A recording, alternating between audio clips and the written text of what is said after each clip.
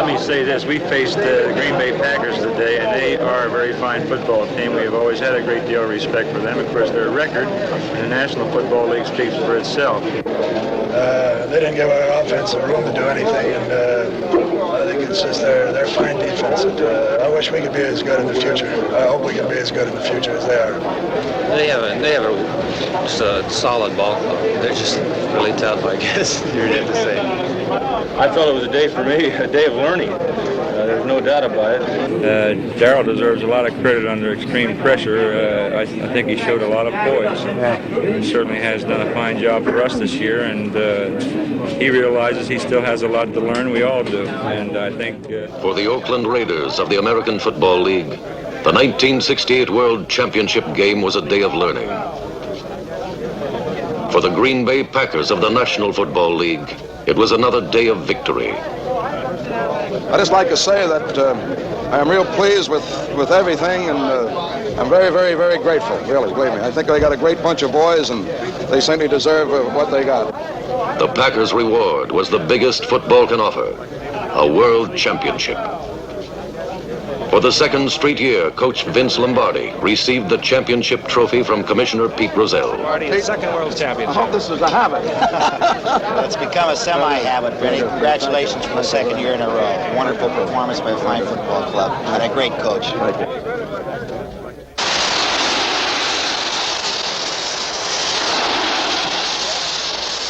On January 14th, 1968, the Oakland Raiders met the Green Bay Packers in Miami's famous Orange Bowl to determine the world champion of professional football.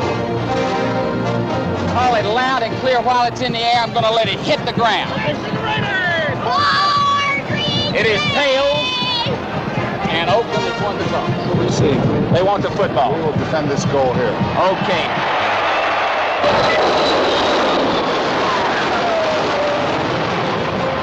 Taking quite a bit of time in the huddle, and it figures these are devious pass routes on a 3rd and 16 situation. The game's television audience totaled over 70 million viewers, more than 1/3 of the entire population of the United States.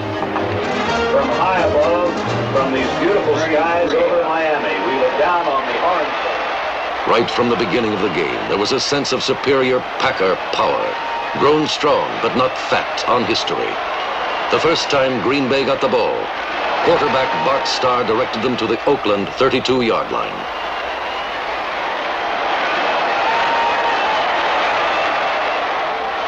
Don Chandler kicked a 39-yard field goal to give the Packers a 3-0 lead.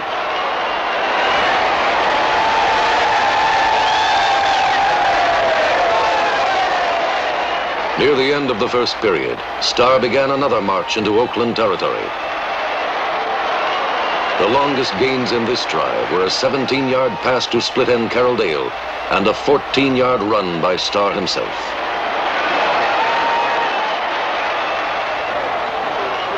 Get that Starr! Yay! Atta baby boy! Atta baby! Bill, all right, let's work out there. Let's work out there. At the outset of the second quarter, Chandler kicked another field goal, this one from the 20, and Green Bay moved ahead 6-0. Anytime you have a tight 40L and anytime they come in with a tight U, you have to get a call back on the weak side. Throughout the season, Oakland's defensive line, led by Big Ben Davidson, had consistently put pressure on opposing passers. Confident of this rush from the front four, Oakland's cornerbacks developed the habit of playing pass receivers extremely tight to cut off the short pass, assuming that there wouldn't be a long one. This tactic cost them a touchdown in the middle of the second quarter when Starr on first down found Boyd Dowler deep down the middle for a 62-yard touchdown.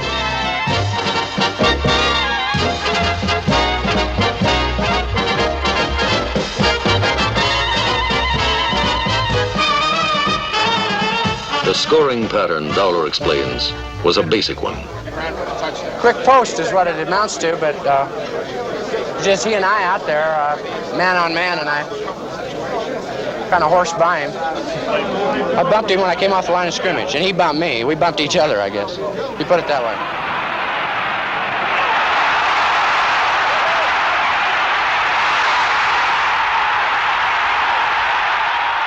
Raiders were behind 13-0.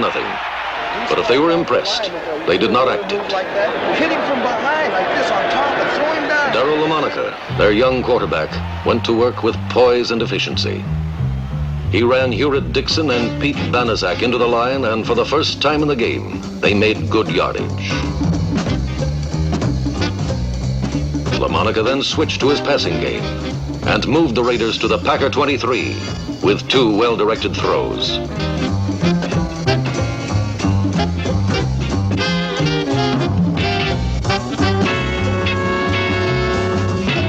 LaMonica wound up the drive by passing to end Bill Miller for a touchdown.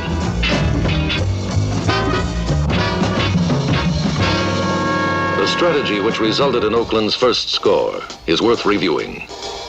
The touchdown play came out of a double wing formation that was designed to flood the left side of Green Bay's secondary with 3 potential pass receivers. One of them, Bill Miller, found an open spot just beyond linebacker Dave Robinson. Miller pulled in LaMonica's perfectly thrown pass and beat safety man Tom Brown to the end zone.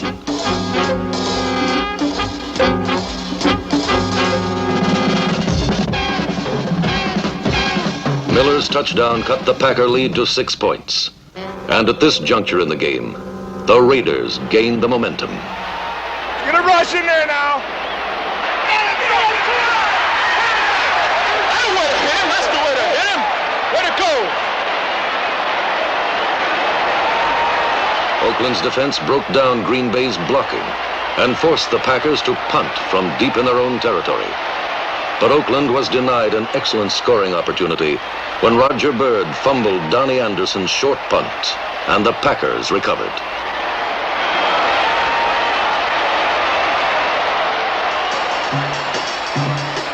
The Raiders had made their first serious error, and it turned out to be a costly one. Starr immediately moved Green Bay into field goal range with a short completion to Dowler. With 6 seconds left in the half, Don Chandler kicked a 43-yard field goal. Chandler's kick did more than make the score 16-7 at halftime. It gave Green Bay an edge they never lost. In fact, Packer co-captain Willie Davis felt that this could have been the game's turning point. Specific turning point, I thought maybe when we got the field goal right before the half, instead of them having the ball at midfield, maybe in trying a field goal, we had it and got a field goal and put us 16-7. And I think this made a big difference because they possibly could have completed a ball and got maybe a field goal and would have tightened the score.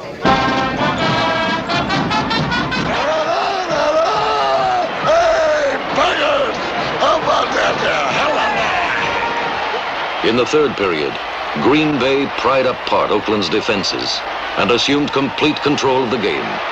Ben Wilson and Donnie Anderson moved confidently through the Raiders for steady gains. Let's run it down that throat now.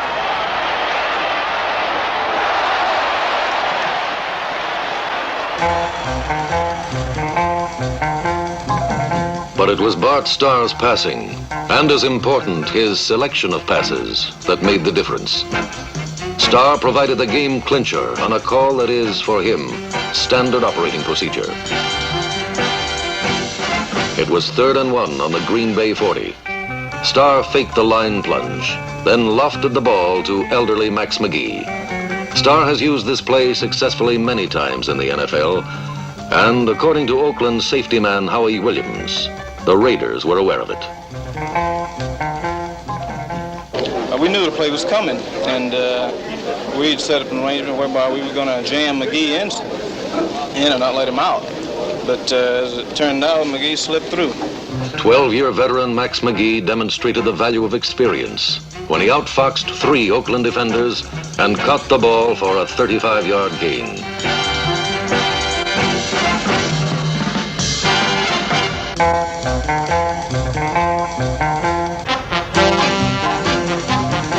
Donnie Anderson caught a shorter pass and brought Green Bay to the Oakland 1. 2 plays later, Anderson cantered into the end zone for Green Bay's 2nd touchdown. Anderson's run made it 23-7.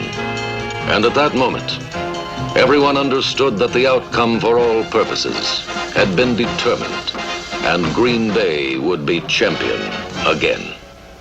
Well, I think very definitely put the frosting on the cake. At that time, we did have a lead, but instead of having maybe just a shaky lead, all at once we had a good, secure lead. And I think that, as far as I'm concerned, this was the first time I really felt that maybe things were on easy street. For the second straight year, the Super Bowl gave the people of Green Bay, Wisconsin, reason to be proud, for it proved that their Packers were the best team in all of football. For Oakland Raider fans, the game was like watching a man on the side of a hill trying to hold back a huge boulder. Eventually, it was bound to start rolling. But there were times when the Raiders seemed to be saying that if it did, it would not roll on this day.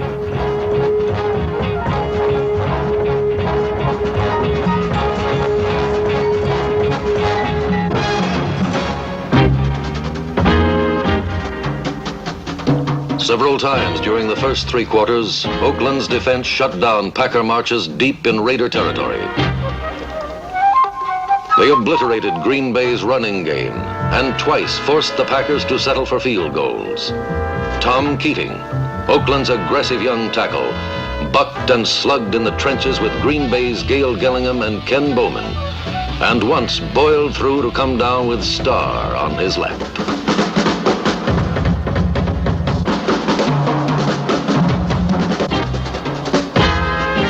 Of Oakland's front four, Keating was the one who caused the most trouble for the Packers. But the one most noticeable from the stands was 6'7" Ben Davidson, number 83.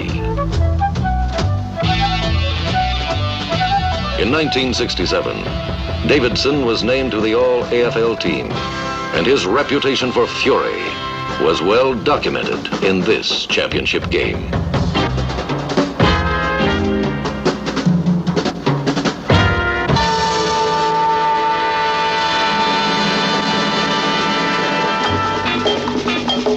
On offense, Oakland was not as impressive, although there were several outstanding individual performances.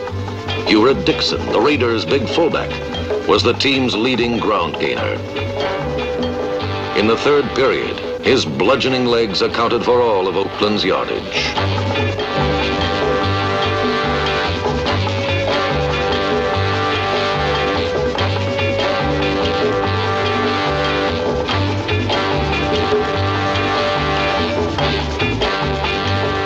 Dixon gained not only 52 yards rushing, but also the respect of Henry Jordan, Green Bay's veteran tackle. Well, he's one of the hardest runners we've met. I won't say he is the hardest because it's hard to compare, but he was doing some real good running out there. In fact, he did a lot just on his own, with no blocking. In Oakland's offensive line, the most noteworthy performance was turned in by a rookie guard, Gene Upshaw, number 63. Upshaw blocked superbly all day, and not once did he permit Henry Jordan, number 74, to get to the passer. The Raiders, as they clearly demonstrated in this game, have the enthusiasm, muscle, and size to become a truly superior football team. All they lacked, and it was a noticeable lack on this Sunday, was the Packer experience. The Raiders are a young team, and their greenish hue became very apparent in the harsh light of a championship game.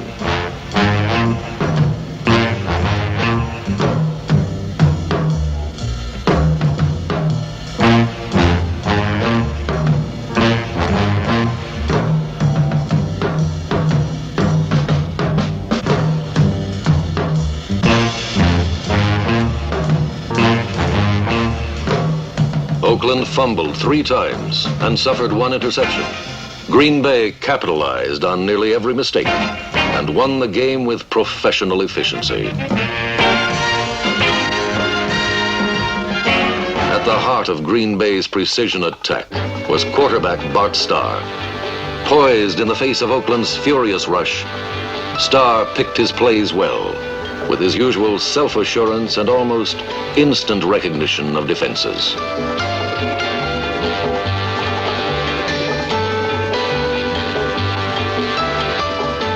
When the Raiders blitzed, Starr usually caught them in it and pitched short passes over the middle to tight end Marv Fleming. But more often than not, he handed the ball to fullback Ben Wilson, who responded by gaining 65 yards. Wilson wasn't supposed to start, but he did, and emerged as the game's leading ball carrier. Wilson also provided the only suspense the game produced when he spent the fourth quarter on the sideline searching for a lost contact lens. I'll be a son of a gun.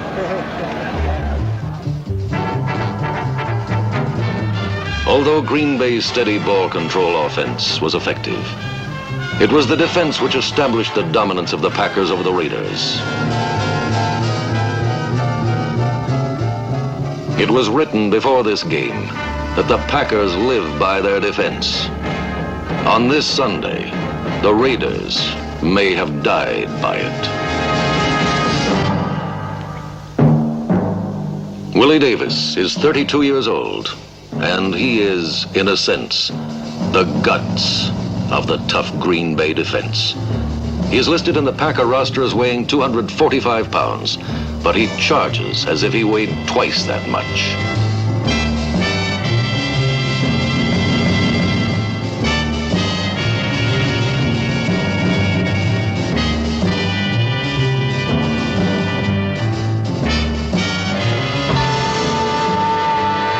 Davis made 7 unassisted tackles, a performance that will not be forgotten by young Harry Shue, the Raider who played opposite him. The greatest that I have come against. He taught me a few lessons a day that I won't forget. Davis explains that Green Bay's defensive strategy was to stop Oakland's outside running. The running outside had been their strongest suit, and I think this was the thing that we had to do. And early in the ball game was cut off the outside run, which we were able to do. And I think this made a difference. In the meantime, our offense got some points on the board, and of course, they were in a different situation. Green Bay's defense is based on the biggest and best set of linebackers in football.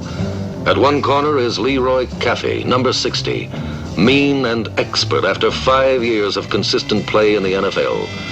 At the other corner is number 89, All-Pro Dave Robinson, whose credentials include speed, balance, and 250 pounds. At 31 years of age, middle linebacker Ray Nitschke has lost most of his hair, but he still plays, as he puts it, with reckless abandon. On the game's first play, he flipped Hewritt Dixon heels over helmet for no gain. When the Raiders tried to run wide, Nitschke shot through the gaps left by Oakland's pulling guards to run down Raider ball carriers from behind.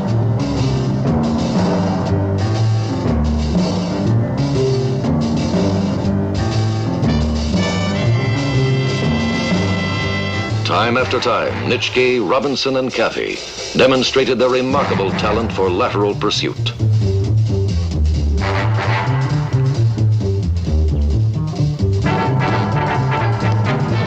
Dixon and Banaszak were unable to turn upfield as Oakland's powerful wide running attack was completely nullified by Green Bay's mobile linebackers.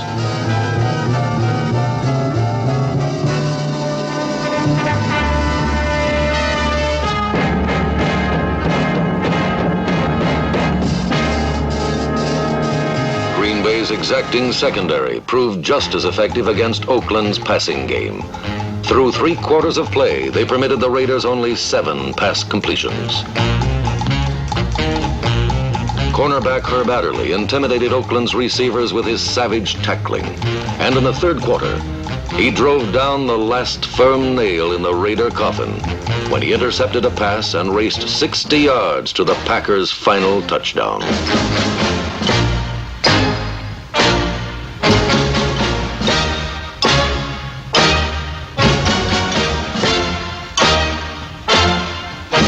Adderley's interception was the result of his ability to anticipate LaMonica's delivery, and his touchdown was the result of a shattering block thrown by number 77, Ron Kostelnik.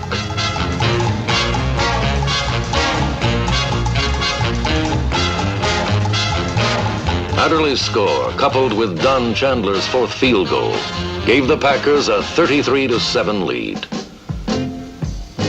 Oakland's Bill Miller pulled in the final touchdown of the day, but all it did was make the game closer on the records than it had been on the field. The game and the world title belong to the Packers of Green Bay.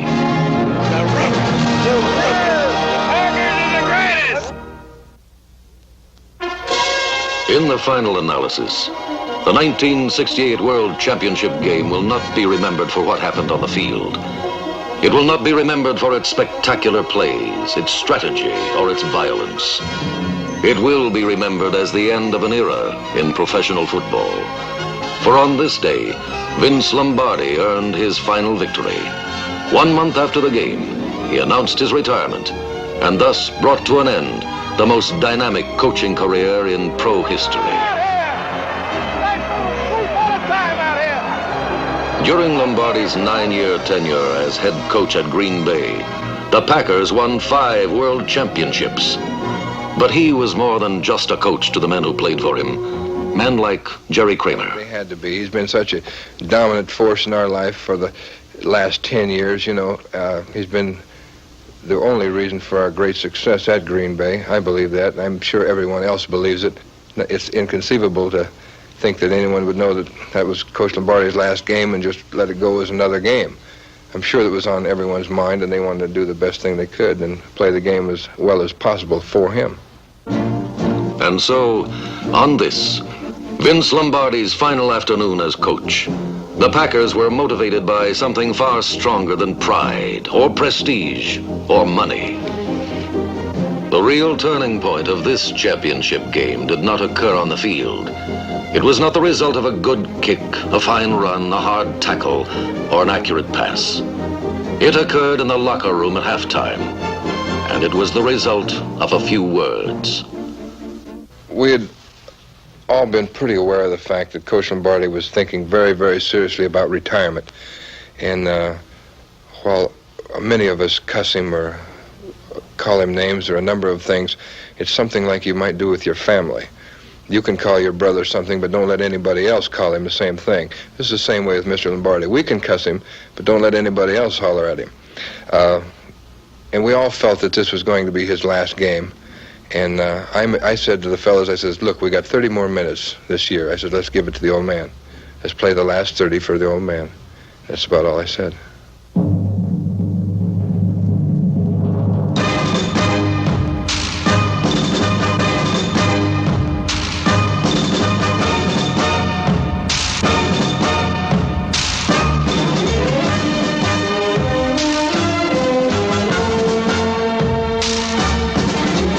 At 6:06 Eastern Standard Time, Vince Lombardi was carried off the field for the last time.